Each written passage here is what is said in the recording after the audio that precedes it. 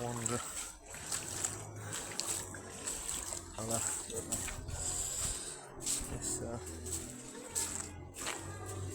where I let a toad go earlier. Yeah, still a bit wet.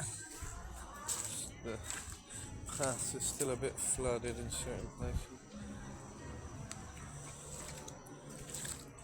But it's better than it was. It's went down, which is a miracle. So yeah, good news there.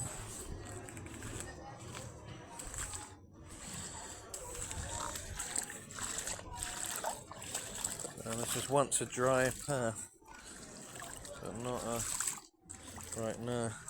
I'm curious to see if there's any animals around, because after a big storm, you'd imagine they're pretty shook up, and they'd be sort of around. We're going to check outside now, see what it's like out here. Same.